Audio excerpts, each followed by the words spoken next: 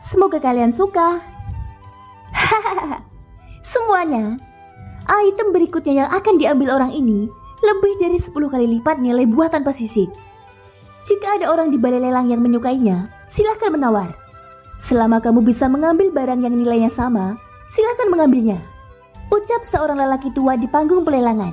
Dia tersenyum ketika dia melihat wajah berapi-api dari para bandi elit di bawah panggung. Sepasang mata tuanya yang keruh menunjukkan ekspresi puas. Semuanya, item berikutnya bukanlah harta karun alam, juga bukan baja atau logam. Namun seperti yang dikatakan orang tua ini, nilainya lebih besar dari item sebelumnya, ucap lelaki tua itu. Setelah kata-katanya terdengar, kerumunan di aula lelang sekali lagi berdiri. Mendengar suara desakan dari orang-orang di bawah, lelaki tua itu tersenyum sekali lagi. Tangannya yang keriput dengan lembut menekan kekosongan di depannya, menandakan semua orang untuk tenang. Setelah beberapa saat kemudian, lelaki tua itu perlahan membuka kotak kayu di platform kristal. Ini adalah teknik kelas manusia tingkat rendah, teknik angin melolong, ucap lelaki tua itu memperkenalkan item di dalam kotak kayu. Begitu kata-kata itu keluar dari mulutnya, seluruh tempat lelang terkejut. Tatapan semua orang dipenuhi dengan keterkejutan yang luar biasa saat mereka melihat lelaki tua di panggung pelelangan. Sulit membayangkan bahwa pelelangan ini akan menggunakan teknik bela diri yang menggemparkan dunia. Bahkan di antara semua bandi elit yang hadir, berapa banyak dari mereka yang mampu mengolah teknik budidaya tingkat manusia? Sebagian besar bandi elit ini hanya mengembangkan teknik budidaya tingkat surga. Namun lelaki tua di panggung lelang sebenarnya memiliki teknik budidaya tingkat manusia. Bagaimana mungkin para bandi elit ini tidak tergiur? Melihat ekspresi gila di wajah semua orang, senyuman di wajah lelaki tua itu menjadi semakin lebar.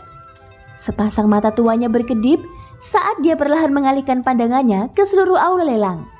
Setelah itu dia tertawa keras dan berkata, "Hahaha, semuanya, dengarkan orang tua ini dulu. Teknik angin melolong ini adalah teknik budidaya dengan atribut angin kelas manusia tingkat rendah. Ini adalah salah satu teknik budidaya dengan atribut angin terbaik. Setelah mengolahnya, seseorang akan dapat bergerak menembus awan dengan anginnya sendiri. Begitu mengolahnya ke tahap lanjutan, seseorang akan dapat berubah menjadi angin dan awan. Hal ini akan membuat kecepatan dan pengendalian angin antara langit dan bumi oleh kultivator menjadi lebih mahir," ucap lelaki tua itu. Setelah perkenalan sederhana, penonton di bawah panggung sudah tidak sabar. Bahkan sebelum pelelangan dimulai, mereka sudah bersiap untuk memperebutkannya. Aku tidak menduga bahwa teknik budidaya tingkat manusia akan benar-benar muncul dalam lelang ini. 50.000 koin roh bukanlah kerugian sama sekali, ucap salah satu orang itu. Hahaha, tidak ada yang bisa memperebutkan teknik angin melolong ini dariku. Orang tua ini pasti menerimanya, ucap orang kedua. Kalian hanyalah sekelompok bandi tingkat rendah, dan kalian benar-benar berani menyombongkan diri tanpa malu-malu di sini. Teknik angin melolong ini tepat untuk cucuku. Jika ada di antara kalian yang berani memperebutkannya denganku, aku pasti tidak akan melepaskanmu begitu saja, ucap orang tua ketiga.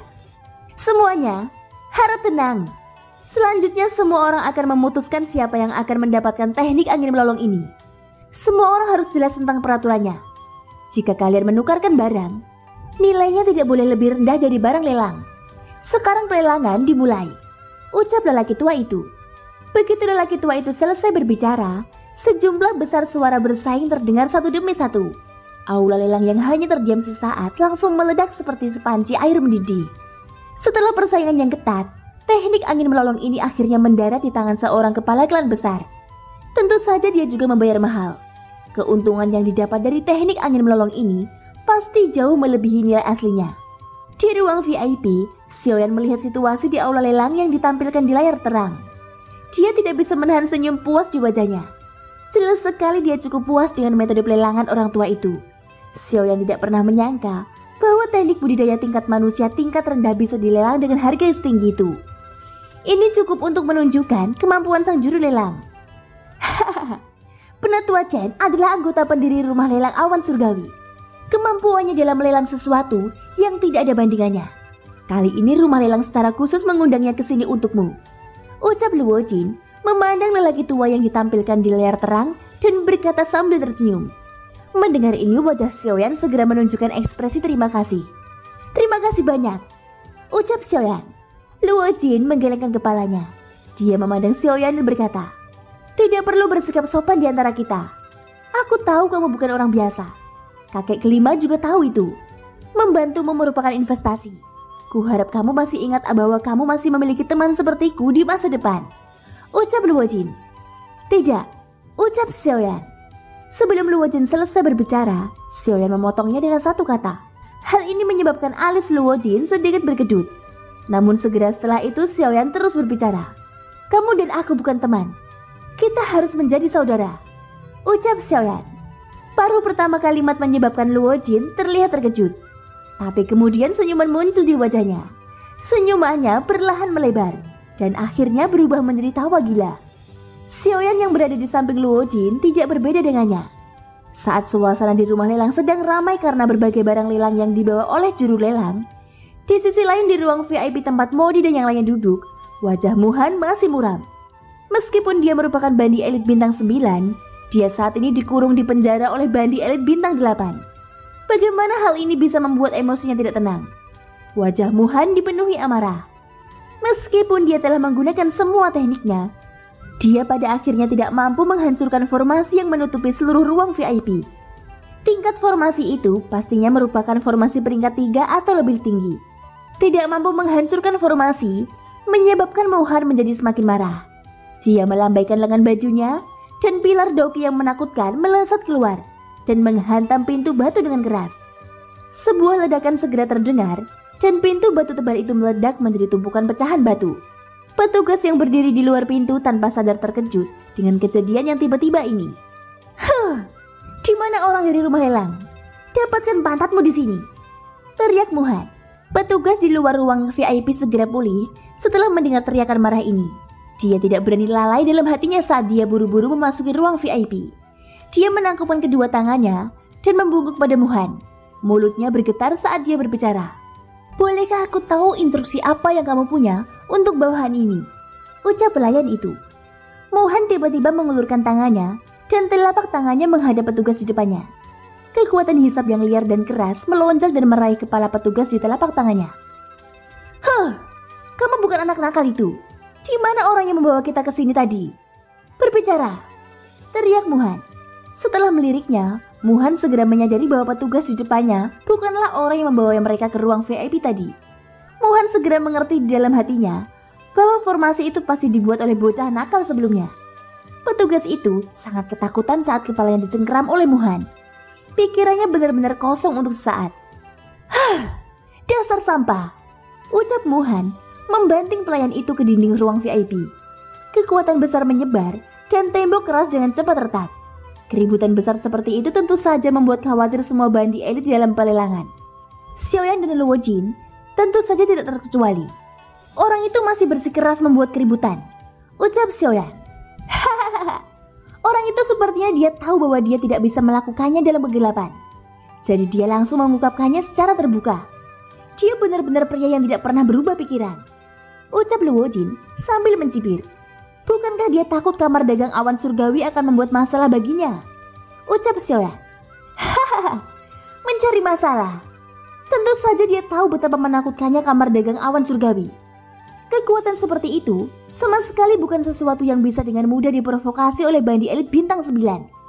Bahkan jika dia adalah master formasi peringkat 3, di mata kamar dagang awan surgawi, dia bukanlah siapa-siapa, ucap Luo Jin. Mulutnya sedikit meremehkan saat dia tertawa pelan. Setelah berhenti sejenak, dia terus berbicara. Karena dia berani mengambil tindakan, dia secara alami memiliki kepercayaan diri untuk melakukannya. Langitnya tinggi dan kaisarnya jauh. Sudah cukup kamar dagang mengirim songgang. Bandi elit bintang 8. Adapun apa yang terjadi, terserah padanya untuk menanganinya. Adapun Muhan, justru karena dia menyadari hal ini maka dia tidak takut, ucap Luo Jin. Xiaoyan sedikit bingung saat mendengarkan pidato panjang Luo Jin. Dia pada dasarnya tidak tahu apa-apa tentang manajemen. Oleh karena itu dia terlalu malas menggunakan otaknya untuk mencoba mencari tahu apa yang sedang terjadi. Namun Xiaoyan agak penasaran mengapa Luo Jin tahu banyak tentang metode manajemen kamar dagang langit surgawi. Saudara Luo Jin, bagaimana kamu tahu banyak tentang kamar dagang awan surgawi? Tanya Xiaoyan. Ya, secara kasar aku menyimpulkan bahwa pengelolaan suatu kekuatan kurang lebih sama. ucap Luojin. Kata-katanya agak tidak jelas, namun setelah keduanya saling memandang sejenak, mereka diam-diam memahami satu sama lain dan tertawa terbahak-bahak. Di pihak Muhan, Songgang juga bergegas mendekat dengan ekspresi tergesa-gesa. Pelelangan di rumah lelang sudah ditangguhkan. Jika mereka tidak bisa menyelesaikan masalah Muhan, akan sulit bagi pelelangan untuk dilanjutkan seperti biasa. Mastermu, orang tua ini menghormatimu sebagai seorang Grandmaster dan badi elit bintang 9. Itu sebabnya aku memanggilmu sebagai mastermu. Ini bisa dianggap menjaga reputasimu. Namun apa yang telah kamu lakukan hari ini telah merusak reputasimu. Benar-benar mengabaikan reputasi rumah lelangku, ucap Songgang. Muhan mendengus dingin saat mendengar kata-kata Songgang. Songgang, bahkan saat ini kamu masih ingin bertengkar dengan lelaki tua ini. Kamu terus mengatakan bahwa kamu menghormati orang tua ini, tetapi kamu diam-diam menentangku. Karena kamu meremehkan kekuatan lelaki tua ini, hari ini lelaki tua ini akan merasakan dengan baik apakah kamu Songgang tidak takut seperti rumor yang beredar, ucap Muhan. Muhan, ini peraturan rumah lelang. Tidak seorang pun diizinkan menggunakan kekuatan spiritual di rumah lelang awan surgawi. Bahkan jika kamu adalah bandi elit bintang 9, kamu tidak terkecuali. Namun karena kamu bersikeras menyerang, maka biarkan orang tua ini mengalami apa yang hebat tentang bandi elit bintang 9, ucap Songgang. Setelah teriakannya terdengar, aura Songgang menjadi sombong dan tidak kalah dari Muhan sedikitpun. Segel di telapak tangannya berubah, dan dia juga dengan kejam mengirimkan serangan telapak tangan ke arah Muhan. Setelah ledakan, seluruh rumah lelang mulai bergetar hebat. Kekuatan yang diciptakan oleh serangan gabungan dua bandi elit tingkat tinggi menyebabkan ekspresi semua orang yang hadir berubah. Bang! Muhan memang layak menjadi bandi elit bintang 9. Telapak tangan mereka hanya bertabrakan selama beberapa saat sebelum lengan Muhan tiba-tiba bergetar. Sebuah kekuatan besar melonjak dengan keras, dan tubuh Songgang terlempar. Dia dengan kejam menabrak dinding ruang VIP. Muhan mendengus dingin. Tubuhnya bergerak dan dia melanjutkan dengan serangan lain. Dengan memutar pergelangan tangannya, dia sekali lagi mengirimkan serangan telapak tangan ke dada Songgang. Namun di saat berikutnya, sesosok muncul di depan Songgang. Sosok Penatua Suan muncul di hadapan Songgang. Pada saat yang sama Penatua Suan mengirimkan serangan telapak tangan dan dengan paksa menerima serangan telapak tangan Muhan yang kuat. Walaupun Penatua Suan berhasil menerima serangan telapak tangan Muhan, dia juga dipukul mundur. Tubuhnya menabrak dinding. Jejak darah mengalir dari sudut mulut Penatua Suan. Mastermu, jika ada kemungkinan untuk melakukan kesalahan, seseorang harus bersikap lunak. Lagi pula kau adalah bandi elit bintang 9 dan seorang master formasi yang terkenal dari kota kuno. Dia telah terluka dan kau sudah melampiaskan amarahmu. Saat ini pelelangan masih harus dilanjutkan. Kuharap mastermu bisa berhenti sekarang, ucap Penatua Suan. Cukup. Orang usil, berapa harga wajahmu? Aku akan melepaskannya untuk urusan hari ini. Aku yakin dia juga akan memahami perbedaan antara bandi elit bintang 8 dan bintang 9, ucap Muhan mendengus dingin. Itu bagus. Namun mastermu, lelaki tua ini masih memiliki kalimat yang perlu aku perbaiki. Memang benar kamu tidak perlu memberiku wajah apapun. Namun yang ingin aku katakan sebelumnya adalah, berikan wajah tuanku dan biarkan masalah ini berlalu, ucap Penatua Suan. Begitu kata-kata itu diucapkan, tidak hanya Muhan, bahkan Yan Bing dan dua orang lainnya di belakangnya segera mengungkapkan ekspresi terkejut. Ketika mereka memikirkan penguasa pavilion awan tersembunyi, mereka semua merasa ketakutan tanpa henti di dalam hati mereka. Namun saat mereka bertiga merenungkan apakah kata-kata Penatua Suan benar atau tidak, Penatua Suan mengulurkan tangannya ke lengan bajunya dan mengeluarkan kipas batu giok yang benar-benar berkilau. Sedangkan untuk kipas giok ini, itu adalah kipas giok milik Luojin. Ini kipas giok pengocok, ucap terkejut Muhan. Melihat kipas giok pengocok di tangan Penatua Suan, Muhan dan yang lainnya langsung menjadi pucat karena ketakutan. Mereka tanpa sadar mengeluarkan seruan. Kesungguhan yang mendalam muncul di mata mereka ketika mereka melihat ke arah Penatua Suan. Mereka tidak merasa serius terhadap Penatua Suan. Sebaliknya mereka merasa kusyuk terhadap pemilik kipas di tangannya. Di kota liar kuno, semua orang mengetahui kekuatan pavilion awan tersembunyi. Pavilion awan tersembunyi adalah faksi kuat yang memiliki elit sejati Daudi sebagai penjaganya. Meskipun mereka tidak dapat menjelajahi garis besar pavilion awan tersembunyi dengan kekuatan mereka, kekuatan pavilion awan tersembunyi jelas melampaui imajinasi mereka berdasarkan fakta bahwa mereka memiliki Dodi. Kipas giok pengocok telah muncul di kota liar kuno. Jangan bilang dia telah kembali, ucap Yanbing. Yanbing yang berada di belakang Muhan tidak bisa menahan diri untuk tidak berseru. Ketika dia mengatakan ini, wajahnya yang acuh tak acuh akhirnya tergerak. Tapi orang itu, bukankah dia pergi ke daerah lain? Kenapa dia kembali? Ucap Hutua. Dia telah pergi. Tentu saja dia bisa kembali. Aku khawatir ini adalah kelalaianku. Seharusnya aku memikirkan hal ini lebih awal, ucap Modi. Pada saat ini wajah Modi menunjukkan ekspresi serius. Dibandingkan dengan Yanbing dan Hutua, dia bahkan lebih takut pada orang di pavilion awan tersembunyi. Dia tidak berdaya. Siapa yang memintanya menjadi yang terlemah di antara mereka? Kata-kata Modi baru saja terdengar ketika Muhan menghadap Penatua Swan di depan kelompok. Segera merasakan sesuatu yang lain. Dia memiringkan kepalanya sedikit dan menatap Modi dari sudut matanya. Dia mengerutkan kening dan bertanya, "Apa yang sedang terjadi? Bicaralah dengan jelas," ucap Muhan. Mendengar ini, alis Modi yang awalnya dirajut rapat menjadi semakin berkerut. Dia mengangguk sedikit ketika mengingat saat dia baru saja tiba di kota kuno beberapa bulan yang lalu. Saat itu dia berada di pavilion awan tersembunyi. Sebagai alkemis peringkat 2, dia sangat dihormati oleh semua orang. Hari itu pavilion awan tersembunyi tiba-tiba menutup pintunya dan melarang siapapun memasuki pavilion. Xiaoyan dipimpin oleh Penatua Swan. Modi ingat dengan jelas bahwa Penatua Swan telah memberitahunya bahwa ketua pavilion awan tersembunyi telah kembali. Namun mereka berdua hanya mengucapkan beberapa patah kata dengan tergesa-gesa. Jadi Modi tidak mengambil hati. Sekarang dia memikirkannya dengan hati-hati. Apa yang dikatakan Penatua Swan pada saat itu memang benar. Ketika Muhan dan yang lainnya mendengar bahwa Penatua Swan telah membawa Xiaoyan ke pavilion awan tersembunyi, mereka merasa sedikit terkejut. Ternyata Xiaoyan sudah terlibat dengan pavilion awan tersembunyi beberapa bulan lalu. Terlebih lagi dari kelihatannya, Master Awan tersembunyi mungkin adalah orang yang memerintahkan pavilion untuk menutup pintunya pada hari itu. Setelah mengetahui hal ini, hati Muhan berangsur-angsur menjadi jernih. Lelang ini tidak sederhana kelihatannya. Dia percaya bahwa susunan di luar ruang VIP pastinya bukan dari rumah lelang awan surgawi.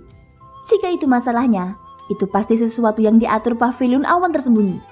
Kenapa? Kenapa banyak sekali orang yang membantunya? Siapa sebenarnya bocah nakal ini? Gumam Muhan. Ketika dia memikirkan hal ini dan memikirkan sekelompok bandi elit di sekitar Xiaoyan, bahkan dengan kondisi mental Muhan, dia diam-diam terkejut. Hei, mastermu, karena memang begitu, lelaki tua ini tidak akan mengganggumu lebih jauh. Ku dengar mastermu juga ada di sini untuk undangan kolam petri kehampaan. Hahaha, lelaki tua ini mendoakan agar mastermu kembali dengan hasil yang bermanfaat, ucap Penatua Swan. Saat Muhan dalam keadaan linglung, tawa samar Penatua Swan terdengar lagi, menarik Muhan kembali dari dunia batinnya. Setelah mengatakan itu, Penatua Swan tidak bisa menahan batuk ringan 2 kali. Kemudian dia menarik Songgang yang ada di sampingnya dan hendak pergi. "Tunggu," ucap Muhan. Ucap Penatua Swan. Melihat Penatua Swan hendak pergi, Muhan buru-buru menghentikannya. Namun sesaat kemudian dia menyadari bahwa nada suaranya tidak tepat. Dia dengan cepat mengoreksi dirinya sendiri dan tersenyum pada Penatua Swan. "Hei, kakak Swan Ye, mohon tunggu. Orang tua ini mengakui bahwa dia secara tidak sengaja telah menyakiti kalian berdua karena marah. Jika ada kelalaian, ku harap kalian berdua bisa memaafkan saya," ucap Muhan. "Mastermu tidak perlu bertele-tele. Katakan saja apa yang ingin kamu katakan," ucap Penatua Swan.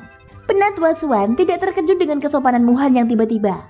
Mereka telah melihat banyak orang seperti dia, dan mereka sudah terbiasa. Mendengar kata-kata lugas Penatua Swan, Muhan tidak bisa menahan senyum canggung. "Saudara Swan Ye, aku telah mengagumi Tuhanmu sejak lama. Namun dia selalu sulit dipahami. Dari awal hingga akhir, aku belum pernah melihatnya sekalipun.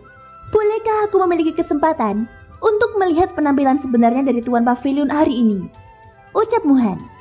Saat berbicara, wajah Muhan dipenuhi dengan ketulusan. Mereka yang tidak mengetahuinya akan berpikir bahwa dia berbicara dari lubuk hatinya. Namun Luo Jin mencibir dalam hatinya. Adegan ini juga sesuai ekspektasi Luo Jin. Pertemuan itu palsu, tapi penyelidikan itu nyata. Ini, aku khawatir itu tidak mungkin. Mastermu, kamu harus tahu bahwa tuanku adalah seorang penyendiri dan keberadaannya dirahasiakan. Biasanya sangat sulit bagi kami untuk bertemu dengannya. Dia tidak akan membiarkan siapapun mengganggunya. Namun jika dia tidak mengatakan ingin bertemu atau tidak ingin bertemu, tidak mungkin betapapun mampunya kamu. Saat ini tuanku sedang bertemu dengan Tuan Yanxiao sendirian. Oleh karena itu, ucap Penatua Swan.